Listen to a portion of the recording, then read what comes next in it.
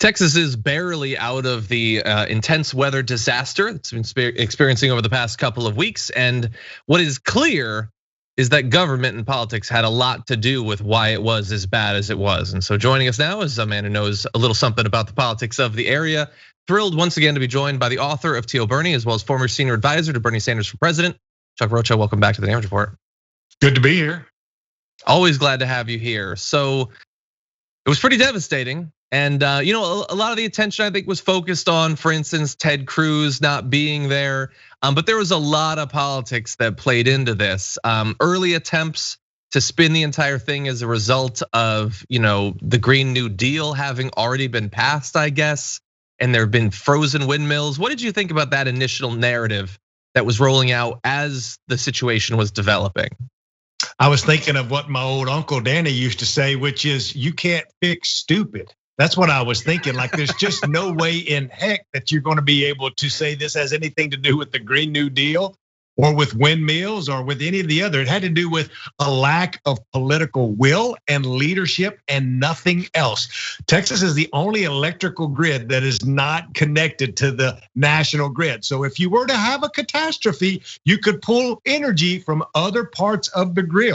If you have a lot of renewable energy, you can sell that excess energy to other states and make money for your states, a la reducing the price of electricity for your consumers. This thing has been such a monstrosity with a conservative leadership in Texas for decades who've wanted to deregulate energy and make sure government ain't in your life. Well, when government ain't in your life, guess what? Government can't get you clean water and clean electricity, and that's what happened. It was a pure failure of our elected officers in Texas. It was so sickening that, like, Texas had set up this sort of capitalist right-wing utopia for energy, that the companies are largely unregulated, they're disconnected from everything else. They can charge whatever they want in theory, they can do the sliding scale stuff. And that failed. But what they presented to Texans was the Green New Deal, which hasn't been passed and is unlikely to affect Texas anytime soon. That's actually responsible, not the things that we actually did. And I wonder, I know it's got to be anecdotal, but like, do you think that like Texans who are, many people still are experiencing burst pipes and all the damage of everything. Like, what do you think they're gonna take coming out of this? Are there gonna be new efforts to change the situation in Texas? Or do you think that like they'll be able to sort of slide by without any major reforms?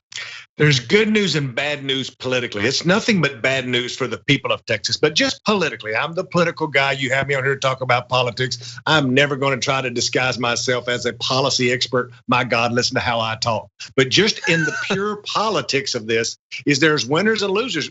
We're not going to be, the bad things about this is that it just happened and there's not another election for 2 years.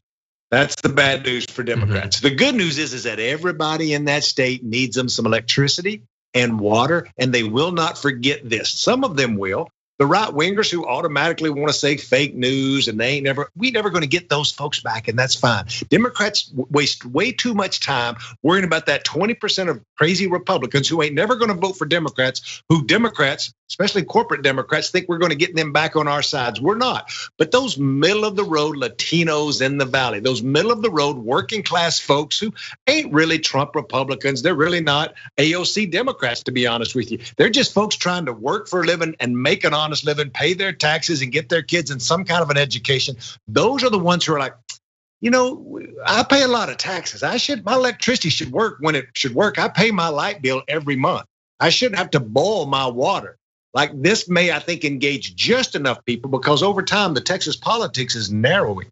It's becoming a little bit more of a swing state. It's still a Republican state for sure. But every year with demographic growth, that state becomes a little more Democratic. When you have something like this that happens, let's use this for a quick example. There's a special election in the Texas 6th congressional district that's going to happen in 42 days. I'm already making mail pieces saying Republicans want you to boil your water because they don't want any kind of regulation in the electrical grid of Texas. I feel like that's going to be pretty effective. Wow.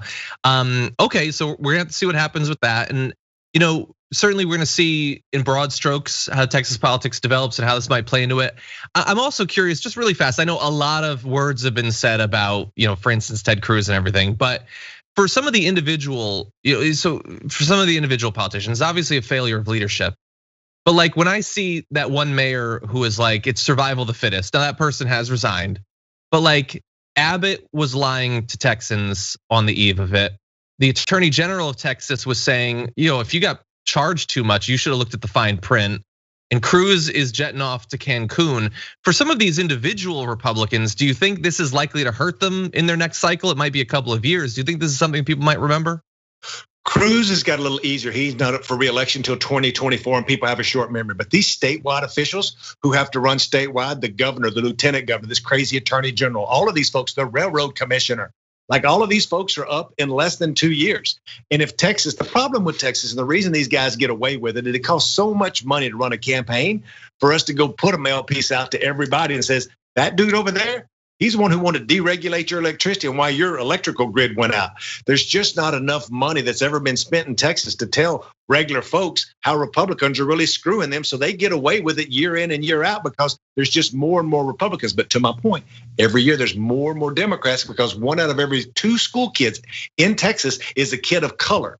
So that means we're coming of age quicker, and that's the opportunity for Texans as we move forward year after year. And so with the signs that you talked about, I might have an inkling of how you might feel about this, but for future Democrats that are gonna be running, if we have more special elections as we gear up for this congressional runs, do you think, I guess I wanna know what your advice would be for the next suite, whether they're running the general election or we might have some more progressive challengers to people like Henry Cuellar might face, maybe Jessica Cisneros runs again. What do you think the impact of environmental and climate change policy will have on these races? Do you think that it's a thing that people will be focusing on more based on the experience that Texas has just been through? I think so, and I would remind everybody when they talk about the Texas Valley and how it overperformed for Donald Trump, I would remind everybody that Bernie Sanders, my candidate who I worked for, won every one of those counties. You know how Bernie Sanders, the Democratic Socialist, won those counties? I went in there and spent money to talk to Latinos about a rigged system. You know what this electrical grid failure is? It's a perfect example of a rigged system for corporate elites and folks who don't care about the environment, to your question, thinking that they could have their cake and eat it too. If we would change our narratives away from this corporate Democratic easy go along and talk about things that people really care about, whether you're black, brown, Asian, if you're in the middle and you're working trying to make it, this rigged system narrative really works. And that's how Bernie Sanders won all those counties, because we said, you know what?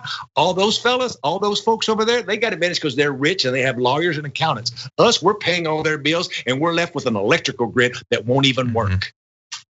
Exactly. I think it's a great idea. Can't wait to see what happens in that special election. And as always, Chuck Rocha, thank you so much for joining us. Really do appreciate it. Thank you.